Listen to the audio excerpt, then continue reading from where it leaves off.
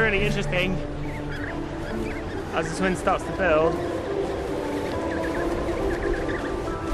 A lot of the chicks that before were kind of scattered around, and as the wind builds, they're all gravitating together.